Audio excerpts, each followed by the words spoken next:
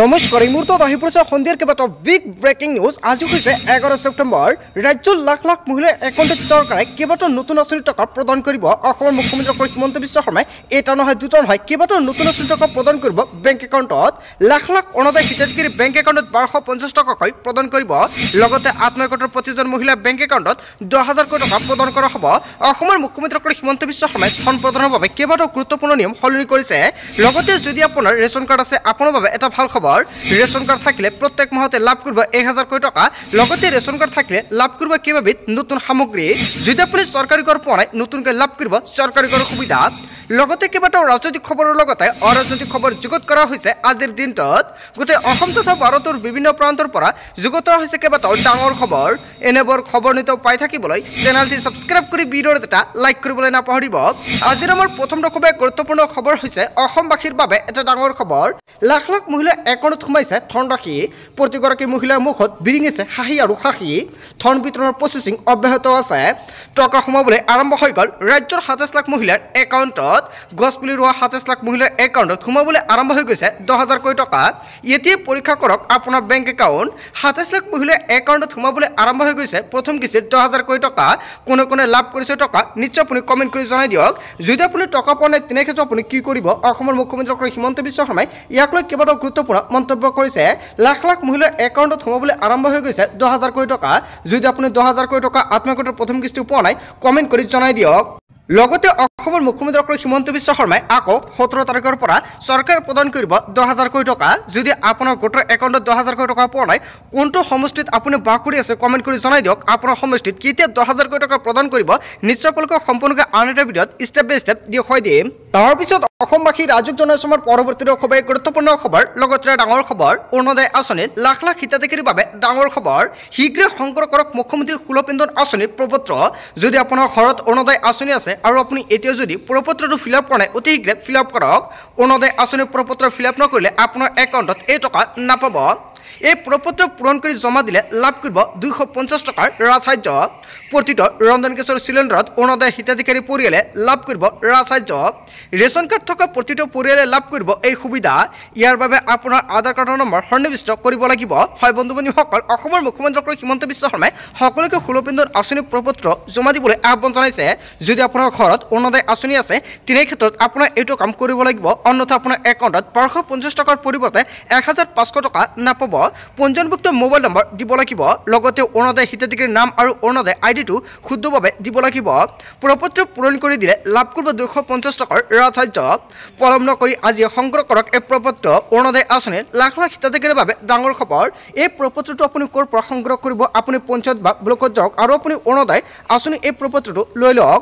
যদি কোনো মহিলাই ভাবিছে নতুনকৈ অৰুণোদয় আঁচনিৰ বাবে আবেদন কৰিব তেনেক্ষেত্ৰত নিশ্চয় কৰিব পাৰিব। আপুনি এতিয়া যোগাযোগ কৰক পঞ্চায়তত, কিয়নো চৰকাৰে অৰুণোদয়ৰ প্ৰতিজন হিতাধিকাৰীক চৰকাৰে প্ৰদান কৰিব পঞ্চায়তৰ পৰা প্ৰপত্ৰ। লগতে আত্মসহায়কৰ প্ৰতিজন মহিলাই নতুনকৈ কৰিব পাৰিব আবেদন। যদি আপুনি এজন দুখীয়া তেনে ক্ষেত্ৰতে এতিয়া আপোনাৰ ডিচি অফিচত যাব নালাগে, আপুনি পঞ্চায়তৰ পৰাই অৰুণোদয় আঁচনিৰ প্ৰপত্ৰ ল'ব পাৰিব। অসমৰ মুখ্যমন্ত্ৰী ডক্টৰ হিমন্ত বিশ্ব শৰ্মাই এটা নহয় দুটা নহয় কেইবাটাও গুৰুত্বপূৰ্ণ মন্তব্য কৰিছে সংবাদমেল যোগে। তাৰপিছত অসমবাসী ৰাজ্যক জনাইছো আমাৰ পৰৱৰ্তী খুবেই গুৰুত্বপূৰ্ণ খবৰ। লগতে ডাঙৰ খবৰ অক্টোবৰতো সমগ্ৰ দেশজুৰি বলবৎ হোৱাৰ দিশে SIRক লৈ বৃহৎ সিদ্ধান্ত লোৱাৰ সম্ভাৱনা। অক্টোবৰৰ পৰা ভোটাৰ তালিকাৰ পুনৰীক্ষণ হোৱাৰ সম্ভাৱনা।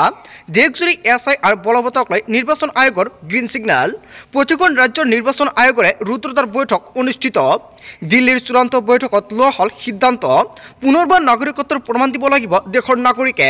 2026 পূৰ্বে নতুন সিদ্ধান্তৰ উপনীত হ'ব। বিহাৰৰ পাছতে সমগ্ৰ দেশজুৰি SIR প্ৰক্ৰিয়া হোৱাৰ সম্ভাৱনা। ভাৰতীয়ক SIRত অন্তৰ্ভুক্ত কৰিবলৈ অতিৰিক্ত নথিৰ পৰামৰ্শ বিচাৰিছে আইয়ে। কেৱল এয়াই নহয়, ভোট কেন্দ্ৰৰ সঠিক সংখ্যা ৰিপৰ্ট দিব লাগিব নিৰ্বাচন আয়োগে। 30 ডিচেম্বৰত অন্ত পৰিব বিহাৰৰ SIR প্ৰক্ৰিয়া। অক্টোবৰতে সমগ্ৰ দেশত বলবৎ হ'ব SIRক লৈ জনতাই কি ক'ব? জনতাই SIR বিচাৰে নে নাই? নিশ্চয় আপোনাৰ মন্তব্যটো কমেণ্ট কৰি জনাই দিব। তাৰপিছত অসমবাসী ৰাজ্যক জনাইছো আমাৰ পৰৱৰ্তী খুবেই গুৰুত্বপূৰ্ণ খবৰ। লগতে ডাঙৰ খবৰ SIRৰ প্ৰতিবেদনৰ কেইবাটাও গুৰুত্বপূৰ্ণ খবৰ আহি পৰিছে। SITৰ প্ৰতিবেদনৰ বিস্ফোৰক তথ্য ৰাজহুৱা কৰিলে মুখ্যমন্ত্ৰীয়ে। মুখ্যমন্ত্ৰীৰ হাতত গৌৰৱ গগৈৰ SITৰ প্ৰতিবেদন। DG মুন্না প্ৰসাদ গুপ্তাৰ নেতৃত্বত SITৰ প্ৰতিবেদন অৰ্পণ কৰা হৈছে। গৌৰৱ গগৈৰ পাকিস্তান লিংক সন্দৰ্ভত তদন্তৰ প্ৰতিবেদন। কেইবা পৃষ্ঠাজোৰা প্ৰতিবেদনত আছে কেইবাটাও বিস্ফোৰক তথ্য। প্ৰতিবেদনৰ দাখিলৰ সময়ত উপস্থিত প্ৰবঞ্জ্যোতি গোস্বামী। কেৱল এয়াই নহয়, ৰজি কলিতাও আজি ৰাজহুৱা নহয় SITৰ প্ৰতিবেদন। অসমৰ মুখ্যমন্ত্ৰী হিমন্ত বিশ্ব শৰ্মাই বৃহৎ মন্তব্য কৰিছে। তন্ন তন্নকৈ পৰীক্ষা কৰা হ'ব প্ৰতিবেদন প্ৰতিটো পৃষ্ঠা। পৰ্যবেক্ষণৰ পাছতে ৰাজহুৱা কৰাৰ সম্ভাৱনা প্ৰতিবেদনৰ সকলো তথ্য। গৌৰৱ গগৈৰ পাকিস্তান লিংক সন্দৰ্ভত তদন্তৰ প্ৰতিবেদন দাখিল কৰা হৈছে আৰু SITৰ প্ৰতিবেদনৰ বিস্ফোৰক তথ্য ৰাজহুৱা কৰিলে অসমৰ মুখ্যমন্ত্ৰী হিমন্ত বিশ্ব শৰ্মাই। ইয়াৰ পিছতে কি তথ্য আহে নিশ্চয় জানিব পাৰিব এইটো চেনেলৰ জৰিয়তে। তাৰ বাবে সকলোৱে চেনেলটি ছাবস্ক্ৰাইব কৰি ৰাখিব, লগতে আজিৰ ভিডিঅ'টো সকলোৱে বেছিকৈ শ্বেয়াৰ কৰি দিব। যদি এতিয়ালৈকে এটা লাইক কৰি দিয়া নাই তেনে ক্ষেত্ৰত লাইক কৰি দিব। তাৰপিছত অসমবাসী ৰাজুক জনাইছে আমাৰ পৰৱৰ্তী খুবেই গুৰুত্বপূৰ্ণ খবৰ, লগতে ডাঙৰ খবৰ। মহাবিপদত পৰিব ধুবুৰী SSP লীনা দলে পদত্যাগ নকৰা পৰ্যন্ত ধাৰাবাহিক প্ৰতিবাদৰ হুংকাৰ প্ৰদান কৰা হৈছে। SSP লীনা দলৰ বিৰুদ্ধে গজৰি উঠিছে আক্ৰাচোৰ। লীনা দলক নিলম্বন নকৰা পৰ্যন্ত প্ৰতিবাদৰ হুংকাৰ আক্ৰাচোৰ। তদন্তৰ আওতালৈ আহিব SSP লীনা দলে। ইতিমধ্যে লীনা দলৰ বিৰুদ্ধে তদন্তৰ ঘোষণা কৰিছে চৰকাৰ। মহাবিপদত পৰিব নেকি ধুবুৰী SSP লীনা দলে? তাৰপিছত অসমবাসী ৰাজুক জনাইছে আমাৰ পৰৱৰ্তী খুবেই গুৰুত্বপূৰ্ণ খবৰ, লগতে ডাঙৰ খবৰ। প্ৰতিবাদকাৰীক ৰুধিবলৈ ৰাজপথলৈ নামিল ব্লাক কমাণ্ড। হয় বন্ধুবান্ধৱীসকল, গোলকগঞ্জ চহৰত বন্ধ হৈ পৰিছে দোকান পোহাৰ, বিদ্যালয়। ৰাজপথত টায়াৰ জ্বলাই প্ৰতিবাদ আক্ৰাচোৰ। গোলকগঞ্জৰ চহৰৰ অলিয়ে গলিয়ে টহল কৰিছে ব্লক কমাণ্ডৰ। যিকোনো সময়ত গোলকগঞ্জত পুনৰ উত্তপ্ত হোৱাৰ সম্ভাৱনা। কোচ ৰাজবংশীৰ ছাত্ৰ সন্থাৰ প্ৰতিবাদত স্তব্ধ হৈ পৰিছে গোলকগঞ্জ। প্ৰতিবাদকাৰীক ৰুধিবলৈ ৰাজপথত নামিলে ব্লাক কমাণ্ড। তাৰপিছত অসমবাসী ৰাজুক জনাইছে আমাৰ পৰৱৰ্তী খুবেই গুৰুত্বপূৰ্ণ খবৰ, লগতে ডাঙৰ খবৰ। 30,000তকৈ অধিক খিলঞ্জীয়ে কপালে উজনি অসম। হাজাৰ হাজাৰ জোৰ লৈ বিজেপি চৰকাৰৰ বিৰুদ্ধে প্ৰতিবাদ আৰম্ভ কৰিছে। বিজেপি চৰকাৰৰ বিৰুদ্ধে 30,000 খিলঞ্জীয়াৰ বজ্ৰনিন্দ। মৰাণ জনগোষ্ঠীক জনজাতিকৰণৰ প্ৰাপ্য অধিকাৰ বিচাৰি প্ৰতিবাদ কৰা হৈছে। জনজাতিকৰণৰ দাবীৰে গঢ়ি তুলিব সৰ্ববৃহৎ গণতান্ত্ৰিক প্ৰতিবাদ। মৰাণ অধিকাৰ নোপোৱা পৰ্যন্ত ধাৰাবাহিকভাৱে প্ৰতিবাদৰ হুংকাৰ প্ৰদান কৰিছে। স্তব্ধ হৈ পৰিছে ৰাজপথত বাহন চলাচল। তিনিচুকীয়াত ভয়ংকৰ প্ৰতিবাদ সাব্যস্ত কৰিছে। ৰাজপথত লৰিব, বৰগড় কঁপিব আৰু জনস্বত্ব অধিকাৰ মৰণক লাগিবই। 30,000তকৈ অধিক খিলঞ্জীয়ে কপালে উজনি অসম। হয় বন্ধুবান্ধৱীসকল, এটা বিগ ব্ৰেকিং নিউজ আহি পৰিছে। তাৰপিছত অসমবাসী ৰাজুক জনাইছে আমাৰ পৰৱৰ্তী খুবেই গুৰুত্বপূৰ্ণ খবৰ, লগতে ডাঙৰ খবৰ। গৌৰৱ গগৈ সন্দৰ্ভত SITৰ প্ৰতিবেদন যথেষ্ট গুৰুত্বপূৰ্ণ আৰু চিন্তনীয়।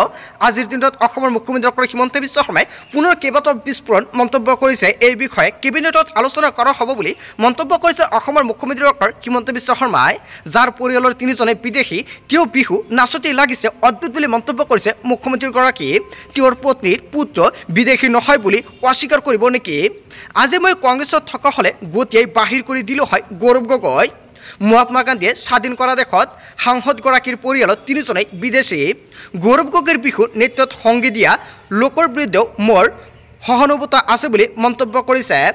কোনো সন্মান থকা লোকে গৌৰৱ গগৈৰ সংগ নিদিয়ে। অসমৰ লোকক মূৰ্খ বুলি ভাবিছে নেকি? এনেকুৱাকৈ মন্তব্য কৰিছে অসমৰ মুখ্যমন্ত্ৰী হিমন্ত বিশ্ব শৰ্মাই। যদি ব্ৰিটিছেৰে নাগৰিকত্ব লাগে তেনে ক্ষেত্ৰত চাহ বাগানৰ লোকসকলক নাগৰিকত্ব বনাই দিয়ক। গৌৰৱ গগৈয়ে ফুটুৱামিৰ সীমা পাৰ কৰিছে। প্ৰথমতে পৰিয়ালৰ বিদেশী লোকক স্বদেশী কৰক, তাৰ পিছতে বিহু নাচি দেখক বুলি মন্তব্য কৰিছে মুখ্যমন্ত্ৰী হিমন্ত বিশ্ব শৰ্মাই। এনেকুৱাকৈ অসমৰ মুখ্যমন্ত্ৰী হিমন্ত বিশ্ব শৰ্মাই গৌৰৱ গগৈৰ বিৰুদ্ধে কেইবাটাও বিস্ফোৰণ মন্তব্য কৰিছে। হিমন্ত বিশ্ব শৰ্মাৰ ঘৰত 3জন বিদেশী হ'লেহেঁতেন কি কৰিলেহেঁতেন? এটম বোম, পাৰমাণৱিক বোমা সকলো জাপি দিলেহেঁতেন। ইমান এটা গাম্ভীৰ্যপূৰ্ণ বিষয়ক লঘু কৰা সকলক মোৰ পৰা সহানুভূতি আছে। কোনোবা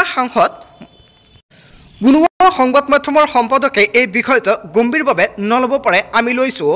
SITৰ প্ৰতিবেদনৰ ব্যৱস্থা আইনসংগত নহয়, ৰাজনৈতিকহে। গতিকে গৌৰৱ গগৈৰ বিৰুদ্ধে ৰাইজে ব্যৱস্থা ল'ব। ৰাইজে নিজেই ব্যৱস্থা কৰিব এইজন নেতা হয়নে নহয়। গৌৰৱ গগৈক সমালোচনা অসমৰ মুখ্যমন্ত্ৰী হিমন্ত বিশ্ব শৰ্মাৰ। হয় বন্ধুবান্ধৱীসকল, অসমৰ মুখ্যমন্ত্ৰী হিমন্ত বিশ্ব শৰ্মাই সংবাদমেল পাতি গৌৰৱ গগৈৰ বিৰুদ্ধে যিকেইটা মন্তব্য কৰিছে আপুনি কি ক'ব? যদি আপোনাৰ কিবা মন্তব্য কৰিব লগা থাকে আপোনালোকৰ মন্তব্যটো নিশ্চয় কমেণ্ট কৰি জনাই দিব। তাৰপিছত অসমবাসী ৰাজুক জনাইছে আমাৰ পৰৱৰ্তী খুবেই গুৰুত্বপূৰ্ণ খবৰ, লগতে ডাঙৰ খবৰ। NRCত নাম থাকিলেও বিদেশী চিনাক্ত হ'লে কৰা হ'ব বহিষ্কাৰ। মুখ্যমন্ত্ৰী হিমন্ত বিশ্ব শৰ্মাই NRCক লৈ কেইবাটাও বৃহৎ মন্তব্য কৰিছে। NRCত নাম থাকিলেও যাব, নাথাকিলেও যাব। এই নতুন আইনৰ লগত NRCৰ কোনো সম্পৰ্ক নাই। NRCত নাম থাকিলেও বিদেশী প্ৰমাণিত হ'লে যাবই লাগিব। উচ্চতম ন্যায়ালয়ে কৈছে NRCত নাম থাকিলেই বিদেশী স্বদেশী হৈ নাযায়।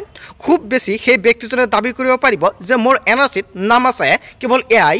চৰকাৰীভাৱে বিদেশী প্ৰমাণিত হ'লে বহিষ্কাৰ হ'ব এনআৰচি কোনো বিদেশৰ সেফগাৰ্ড নহয় এনআৰচিত নাম থকা মানে 100% ভাৰতীয় নহয় বিদেশী বহিষ্কাৰক লৈ জিলা আয়ুক্তে যি সিদ্ধান্ত ল'ব সেয়া চূড়ান্ত হ'ব অসমৰ মুখ্যমন্ত্ৰী ডক্টৰ হিমন্ত বিশ্ব শৰ্মাই এনআৰচিক লৈ কেইবাটাও গুৰুত্বপূৰ্ণ মন্তব্য কৰিছে তাৰ পিছত অসমবাসী ৰাজুক জনাইছে আমাৰ পৰৱৰ্তী খুবেই গুৰুত্বপূৰ্ণ খবৰ লগতে ডাঙৰ খবৰ বিদেশী বহিষ্কাৰক লৈ আহি গ'ল ডাঙৰ খবৰ নাগৰিকত্বৰ প্ৰমাণ দিব নোৱাৰিলে 10 দিনৰ ভিতৰত এৰিব লাগিব দেশ জিলা আয়ুক্ত কোনো লোকে বিদেশী বুলি অভিযোগ দিলে লোৱা হ'ব ব্যৱস্থা অভিযোগ দিয়াৰ লগে লগে জিলা আয়ুক্তে সেই ব্যক্তিলৈ নোটিছ জাৰি কৰিব 10 দিনৰ উক্ত লোকজনে দাখিল কৰিব নাগৰিকত্ব প্ৰমাণৰ তথ্য যদি এই তথ্য জিলা আয়ুক্তে সন্তুষ্ট নহয় তেন্তে লগে লগে তেনে লোকক পুছবেক কৰা হ'ব কেবিনেট বৈঠকৰ অন্তত মুখ্যমন্ত্ৰী ডক্টৰ হিমন্ত বিশ্ব শৰ্মাই বিশদ মন্তব্য কৰিছে বিদেশী বহিষ্কাৰক লৈ আহি গ'ল ডাঙৰ খবৰ তাৰ পিছত অসমবাসী ৰাজুক জনাইছে আমাৰ পৰৱৰ্তী খুবেই গুৰুত্বপূৰ্ণ খবৰ লগতে ডাঙৰ খবৰ চাকৰি প্ৰত্যাশী নিবনুৱাৰ বাবে ভাল খবৰ